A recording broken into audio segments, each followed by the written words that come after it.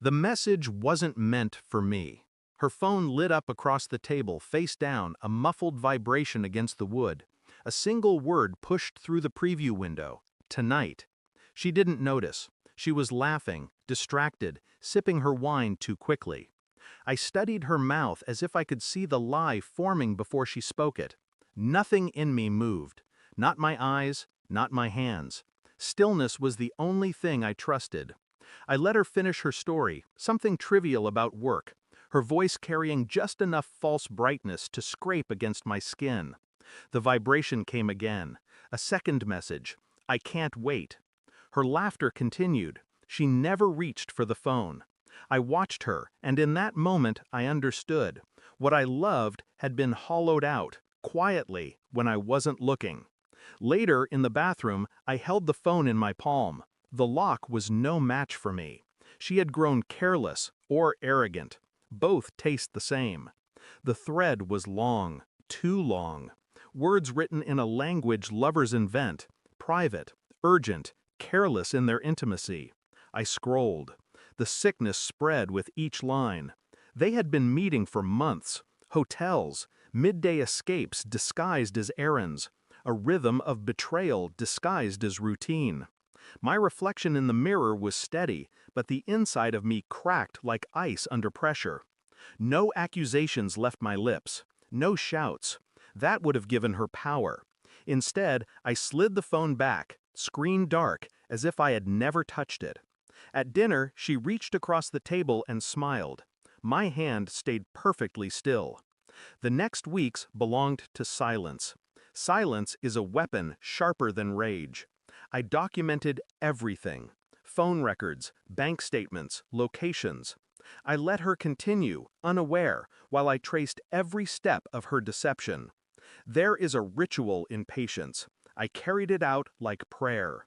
Waiting for her excuses, her sudden late nights, the lies rehearsed and brittle. I nodded. I kissed her cheek when she returned, her skin smelling faintly of someone else's cologne. Inside, I recorded it all. Every inconsistency, every detail. When she left for yoga, I followed. My car idled blocks away, headlights off, while she slipped into another man's apartment. His silhouette filled the doorway, confident, practiced. I stayed there, breathing evenly, memorizing the time. She never knew. The DNA test came back on a Tuesday, a simple envelope, clinical, unfeeling. I opened it at the kitchen counter, the same counter where she once leaned against me and promised forever. The words were clear. The child wasn't mine. I sat in silence, my pulse low, my breathing measured. Shock didn't come, only confirmation. That night, I laid the envelope on the table. She came home late, hair tousled, voice rushed. "What's this?" she asked. Her hands shook before she even opened it. I didn't move.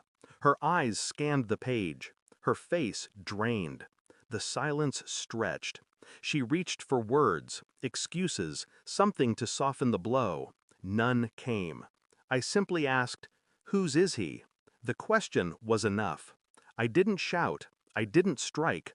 My calm terrified her more than violence ever could. I stood, took my coat, and slid a folder across the table. Inside were photographs, phone records, proof layered upon proof. A map of her lies. "You'll give me nothing," I said. "Not a fight, not an explanation. You'll give me silence. Because that's what you gave me for months." She broke then. Tears, pleas, desperate hands reaching across the table. I stepped back. "Keep the house," I told her. "Keep the stories you've built. But understand this. I know everything." The door closed behind me with the precision of a final judgment. The night air was colder than I expected. It steadied me. I walked without destination, the city swallowing me whole. My body was weightless, emptied of hope, filled only with clarity. She would wake tomorrow in the ruins she created. Every corner of that house would whisper back her own betrayal. She would know I had left not in anger, but in power. No confrontation could have hurt her more. I had given her silence, the purest revenge.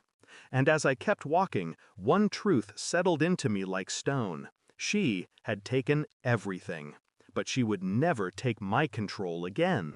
Thanks for watching. Don't forget to like, share, and comment. Subscribe now to Cheating Stories Insight World for more amazing stories.